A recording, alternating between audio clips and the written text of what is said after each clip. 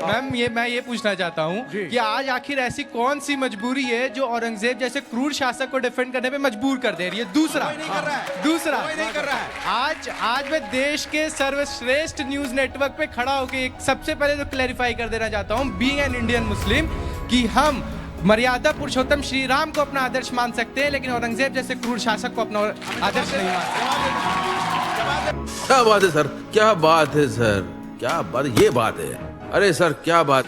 अगर औरंगजेब ने इतने सारे मंदिरों में दान किया ही था तो उसको हजारों मंदिर तोड़ने की जरूरत क्या पड़ी?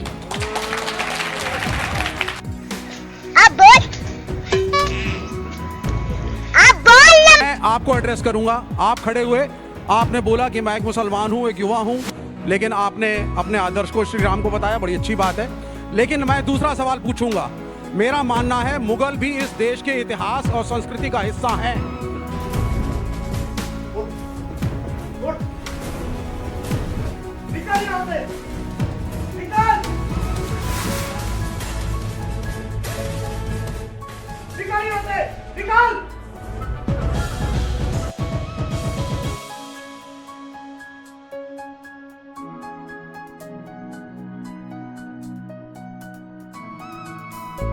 नमस्कार, जय हिंद, वंदे मातरम, जय श्री राम आप सभी भाई बहनों को। मित्रों, आप सभी का स्वागत है आज की लेटेस्ट डिबेट वीडियो। आज की जो डिबेट होने वाली है वो बहुत मज़ेदार होने वाली है। उसके पीछे का रीज़न ये है कि आज की डिबेट में सिर्फ पॉलिटिकल पार्टी के प्रवक्ता नहीं हैं बल्कि इतिहासकार भी हैं, और जो ऑडियंस है वो काफ़ी जागरूक है, समझदार, पढ़ी लिखी और यंगस्टर्स की ऑडियंस है। तो इसलिए डिबेट बहुत मज़ेदार होने वाली है। और जैसे कि आप सभी जानते हैं कि हमारे देश का जो यूथ है वो शिक्षित है, पढ़ा लिखा है और समझदार है, वो आकलन लगा सकता है सही और गलत का। इसी के चलते आज एक मुस्लिम युवक ने लिब्रांडो सोच रखने वाले इतिहासकार, जो कि जिन्होंने इतिहास को गलत तरीके से गलत तथ्य के साथ पेश किया, और साथ ही लिब्रांडो हमारे जो एज यूजुअल प्रवक्ता हैं विवेक श्रीवास्तव की बोलती बंद कर दी।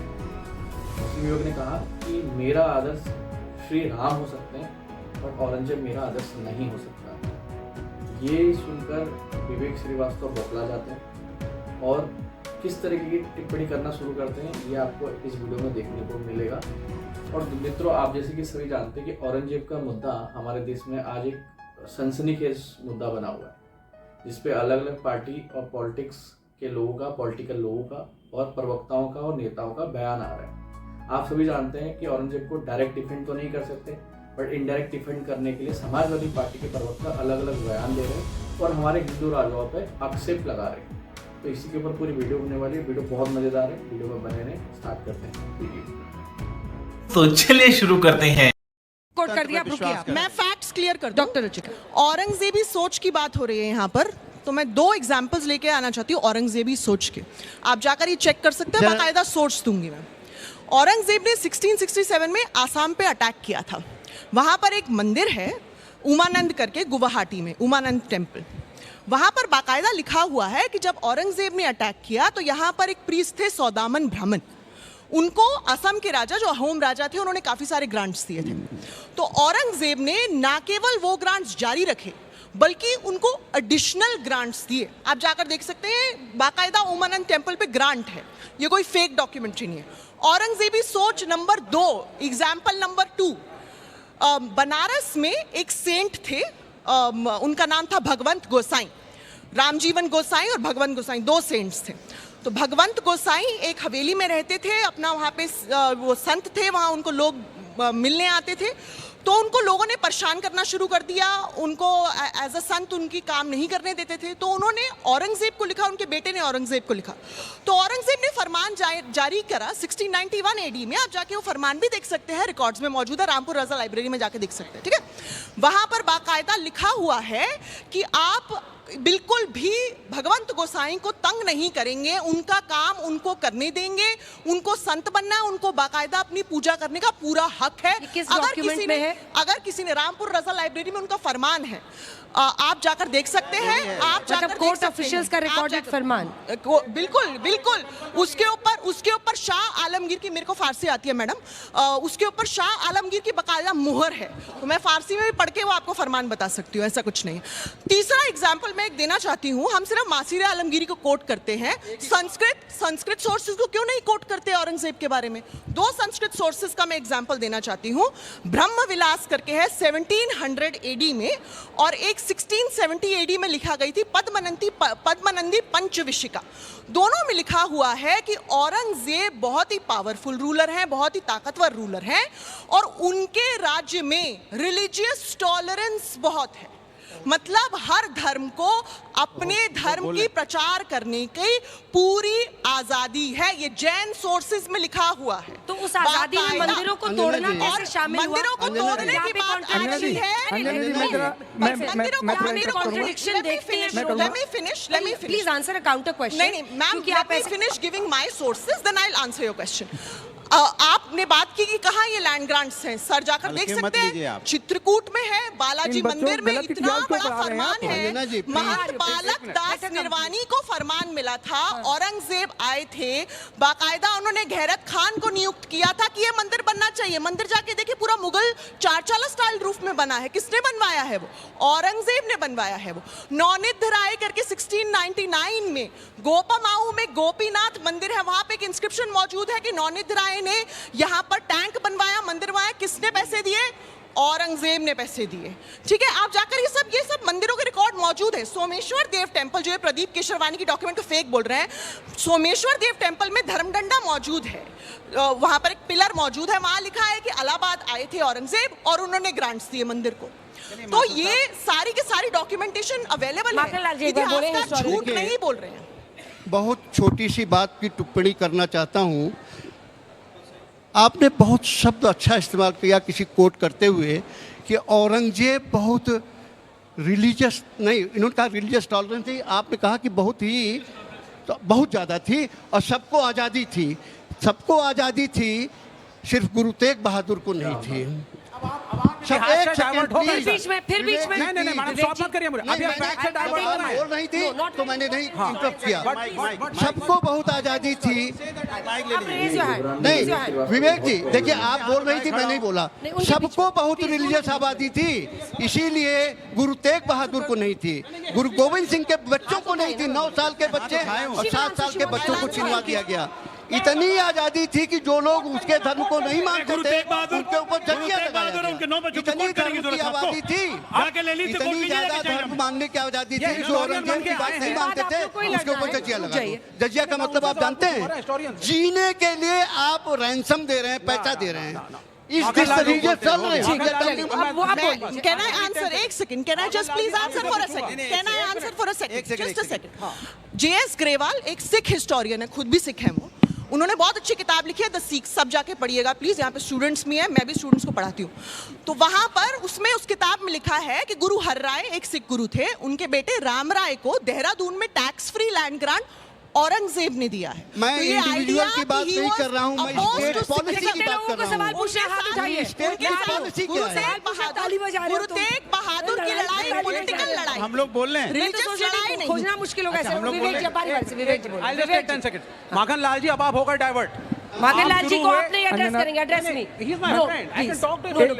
एक बात अभी उन्होंने पहले ही कहा है, पहले ही अभी कहा जो बात चर्चा में आई है, अभी जो बात चर्चा में आई है, चर्चा में ये आई है कि आप विश्व हिंदू परिषद वाले बैठे हुए हैं, नागपुर में जाकर के इंस्टिगेशन कर रहे बच्चों, हैं। आपको चर्चा में किसी ये भी बात आई झूठे है। इतिहासकार को पढ़ने की आप आवश्यकता नहीं है। instigate कर रहे हैं। आप बाबर को पढ़िए, बाबरनामा पढ़िए, आलमगीरी पढ़िए, औरंगजेब के द्वारा आपको सही इतिहास मिल जाएगा। ठीक है, तिवारी जी रुक झूठे जाइए। इतिहासकारों की बातों को सुनने की आवश्यकता तिवारी नहीं जी है। हो गया। एक सेकंड। अब सवाल एक सेकंड। Let अनुराग नहीं, जी। सवाल एक मिनट रुक जाओ। मैं सवाल ये है कि दो हिस्टोरियन अपनी अपनी बातें कह रहे हैं, इतिहासकार अब बताइए, इनका झगड़े में हम लोग का नुकसान आप क्यों कर रहे हैं भारतीय जनता पार्टी? ये बताइए।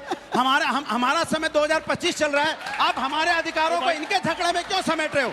भाई जब हम कहते हैं अबू आजमी को कह रहे हैं, औरंगजेब से अबू आजमी तूने क्यों हमारा टाइम बर्बाद किया? औरंगजेब से कोई लेना देना नहीं है, सब कह रहे हैं, लेकिन ये लोग औरंगजेब को भारतीय जनता पार्टी बार बार जिंदा कर रही है और फिर बाद नहीं जिंदा हो रही तो हिस्टोरियन को बुला रहे हैं। बोलिए आपस में लड़वाइए, उसके बाद हमारा क्या मतलब? भाई लड़िए आपस में। सवाल बीजेपी से है कि औरंगजेब और संभाजी महाराज में फर्क के लिए छावा मूवी की जरूरत क्यों पड़ी?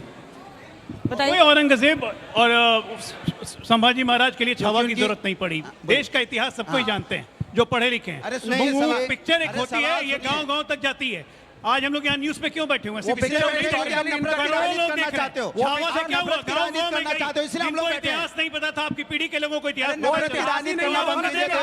ये औरंगजेब के समर्थक हैं। औरंगजेब के समर्थक भारतीय जनता पार्टी है जो औरंगजेब को जिंदा किए हुए कब्र से खोद के लाई। यहाँ पे हिस्टोरियंस के बीच में इतने क्लैशेस हो रहे हैं, तो बताइए हम किसकी हिस्ट्री पे भरोसा करें? बिल्कुल सही कह रहे हैं, यही तो मैं कह रहा हूँ। हिस्टोरियन से श्योर नहीं है।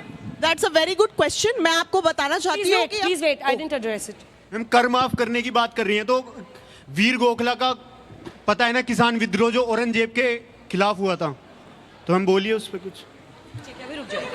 अरे किसान तो अभी भी धरने पे बैठा है जो ये सुनने को नहीं तैयार है। ओ भाई साहब, किसान एक साल से धरने पे बैठा है जो सुनने को नहीं तैयार है। ये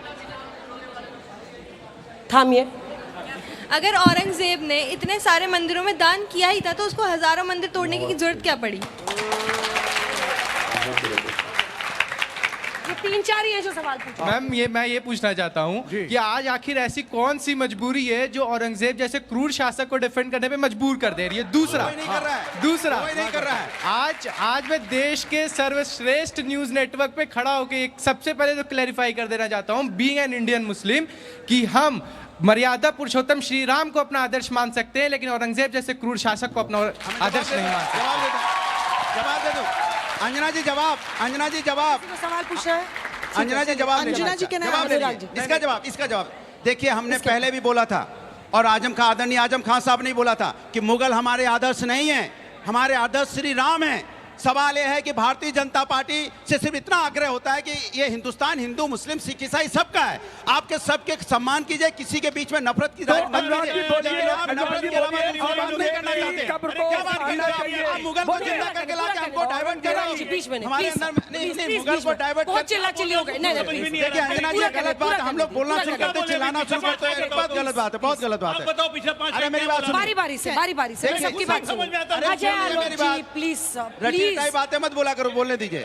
रटी रटाई बातें मत बोलो। औरंगजेब अब इनको देश के अंदर में अब इनकी नीयत और नियत इतनी कमजोर भारतीय जनता पार्टी को हो गई है कि औरंगजेब की कब्र के पीछे छुपना पड़ रहा है कि औरंगजेब को लाके हमारे बीच में छोड़ दिया गया है, जिसमें हम चर्चा कर रहे हैं, जो 350 साल पहले मर चुका है, जिसका हमको कोई लेना देना नहीं है, कोई औरंगजेब का सम्मान नहीं करता, बट इन्होंने जिंदा किया हुआ है क्योंकि हमारे आपके बीच में नफरत हो के राजनीति करना चाहते हैं। ये सत्ता लालची है, सत्ता चाहते हैं, सत्ता के अलावा कुछ नहीं चाहिए। सबसे पहली बात, जब आपको इतना लगता है कि भारतीय जनता पार्टी ने मुद्दा उठाया तो आप भी समर्थन कर दीजिए कि ठीक है, औरंगजेब की कब्र नहीं होनी चाहिए, बीएचपी का समर्थन करते हैं। क्या बोला? अच्छा सुनिए, मुद्दा खत्म। अच्छा कब्र कब खत्म? अच्छा बताइए कब समर्थन? एक सेकंड आक्रांता है, औरंगजेब हमारे आदर्श नहीं है, नायक नहीं है, फलाना ज्ञान की बातें ये वो लटर-पटर जितने हिंदू संगठन कर रहे हैं, औरंगजेब की कब्र नहीं होनी चाहिए। समाजवादी पार्टी बोले हम समर्थन में खड़े, औरंगजेब की कब्र। अच्छा मैं बोल दूं, बीजेपी का मुद्दा नहीं, जवाब दे दूं, फिर लोग हमसे मुद्दा एक लाइन जवाब मना कर रहा है। एक लाइन। अच्छा कब्र खोदना चाहते हैं आप? आप चाहते हैं, आपके लिए मुद्दा नहीं है ना? खोदना चाहते हैं, बताइए हाँ है ना? इनके पास जवाब नहीं है, सिर्फ बोलते हैं। इनको पता है कि देश में संविधान है, न्यायपालिका है, ऐसे नहीं हो सकता। यहाँ तलवारों पे शासन नहीं चलता, ये राजाओं का देश नहीं, लोकतंत्र है। यहाँ पे जनता के माध्यम से राजा चुना जाएगा, तलवार के माध्यम से नहीं चुना जाएगा। एक लाइन हो गई, माइक नीचे रखिए। मैं आपको एड्रेस करूंगा। आप खड़े हुए, आपने बोला कि मैं एक मुसलमान हूं, एक युवा हूं, लेकिन आपने अपने आदर्श को श्री राम को बताया, बड़ी अच्छी बात है। लेकिन मैं दूसरा सवाल पूछूंगा। मेरा मानना है मुगल भी इस देश के इतिहास और संस्कृति का हिस्सा हैं। औरंगजेब ने भी इस मुल्क में 50 साल शासन किया है, सही भी किया है, गलत भी किया है। जहां पे जजिया था वहां ज़कात भी ली गई है। जहां मंदिर तोड़ने का इल्जाम है वहां मंदिरों में दान का भी इल्जाम है। आप पॉलिटिकल फायदे के लिए एक पर्टिकुलर राजा को सिर्फ इसलिए कि वो मुसलमान था, और अगर वो ईसाई की कब्र है, ना मुगल इस देश के मेरे हेरिटेज का पार्ट है। आप दोनों से लूंगी लास्ट। तिवारी जी। विवेक जी, मैं कहता हूं कि मुगल यहाँ के संस्कृति के हिस्सा नहीं है। पहले बात ये है, सुनो मैं बताता हूँ। ये जो गंगा जमनी तहजीब, भाईचारा, ईश्वर अल्लाह, ये सब एक है, ये कहकर को जो संस्कृति के नाम पर परोसने की कोशिश की गई है, ये लोगों को भ्रम में डालने के लिए। ईश्वर अल्लाह कैसे हो सकते हैं? ईश्वर जो ईश्वर को मानने वाले सब प्रतीक मानते हैं, मूर्तियां मानते हैं, उनको आप तोड़ते हैं। गांधी के विरोधी यही बोलेंगे, उसको एक गांधी के विरोधी यही बोलेंगे मुल्क सबका है, मुल्क सबका है, मुल्क सबका है और मुल्क में सब रहेंगे और ईश्वर और अल्लाह एक है। संस्कृति का ये गांधी का देश है, गोडसे का देश नहीं है। कौन सी ये जो श्री राम की बात कर रहे हैं, मैंने गांधी का राम है और आप गोडसे के राम की बात करते हैं। दोनों राम अलग हैं, वहाँ जाने की जरूरत नहीं है। दोनों राम अलग हैं। हम अकबर में रहते, हम रहते हैं औरंगजेब में रहते हैं, बाबर में रहते हैं। जिस टैक्सेशन की जिस बात को बाबर स्वीकार करता है, फॉलो करते हैं, वो भी औरंगजेब खुद स्वीकार करता है, उसकी बात को पलटने की आपकी कौन सी मजबूरी है? विवेक जी रुकिए सर, गजब इंजन है आपका, स्टार्ट होता है रुकता ही नहीं है। बोलो मैं रुक जाऊंगा। विवेक जी, आपकी बात हेडेक हो गया यहाँ खड़े खड़े। आपकी बात को बड़ी करके आगे बढ़ा रहा हूँ। आपने कहा कि जहाँ जजिया लिया गया वहीं जकात भी बांटा गया। दोनों के मतलब आप नहीं जानते, कुरान खोल के पढ़िए पहले। नहीं, एक मिनट बात पूरी होने दीजिए। मैंने आपको इंटरप्ट नहीं किया था, मैंने आपको इंटरप्ट नहीं किया था। मुझे बता दीजिए जजिया कितना परसेंट एडमिनिस्ट्रेटिव स्टाफ। आप इधर देख के बोलिए, आपको देख के बोलेंगे, या मुझे देख के बोलिए। जजिया हमेशा नॉन मुस्लिम, बीच में मत घसीट, मुझे बोलिए ना सर। जजिया नॉन मुस्लिम से लिया जाता है और जकात जो है नॉन मुस्लिम को नहीं दिया जा सकता। आप कह रहे हैं कि जजिया लिया जा रहा है, दोनों केसेस में You should know the concept. ठीक है डॉक्टर रुचिका। हाँ, I want to answer 3 questions जो स्टूडेंट्स ने पूछे थे यहाँ पे। सबसे पहले तो हजार मंदिर के आप मुझे सोर्स बताइए, ठीक है। दूसरा, रिचर्ड ईटन ने एक स्टडी की थी जहाँ पे 1192 से 1707 के बीच में 80 मंदिर तोड़े गए, उसमें से 10 मंदिर औरंगजेब ने तोड़े। उन्होंने लिस्ट जारी की है, सब जाके ये किताब पढ़े, टेम्पल डेसिक्रेशन करके है, रिचर्ड ईटन की किताब है, बहुत इंटरेस्टिंग है, 100 पेजेस की, आप जाके पढ़िएगा, बहुत इंटरेस्टिंग है। तो ये कोई आइडिया ही नहीं है कि उन्होंने 1000 मंदिर तोड़े। आप हाइपर बोले में ना पढ़े, व्हाट्सएप ना पढ़े। I want to answer. जल्दी, इतना टाइम नहीं मैडम। एक स्टूडेंट ने मुझसे पूछा था मैं किस हिस्टोरियन को बिलीव करूं, मैं किस हिस्टोरियन को बिलीव करूं। मैं आपको बताना चाहती हूं कि अगर आप एक तरफा हिस्ट्री सुन रहे हैं तो आप इनकम्प्लीट हिस्ट्री सुन रहे हैं। आप कंप्लीट हिस्ट्री सुनिए। अगर आप कंप्लीट हिस्ट्री बता रहे हैं, हिस्ट्री सुनिए, मंदिर बनाने की हिस्ट्री को मान लिया मैंने, हिस्टोरी। एक प्रश्न है मेरा, सिर्फ एक प्रश्न। ये बता दो कि अल्लाह के नाम पे इस देश को डिवीजन किया गया था कि नहीं? अल्लाह के नाम पे नहीं किया गया था, उसमें हिंदू महासभा का उतना ही बड़ा हाथ था, उसमें हिंदू महासभा का उतना ही बड़ा हाथ था। चलिए, औरंगजेब 47 पर हम लोग आ गए हैं। तालियों के साथ आप सभी का बहुत बहुत धन्यवाद हमारे साथ जुड़ने के लिए। औरंगजेब को लेकर आज 2025 में भी न सिर्फ इतिहासकार बल्कि समाज भी बटा हुआ दिखता है, ऐसा कम से कम इस डिबेट में जरूर साबित हो गया। अनुरोध है, चैनल पर पहली बार है, चैनल को सब्सक्राइब करें, वीडियो को लाइक करें और अपने वैल्यूएबल कमेंट्स जरूर दें। जय हिंद, जय भारत।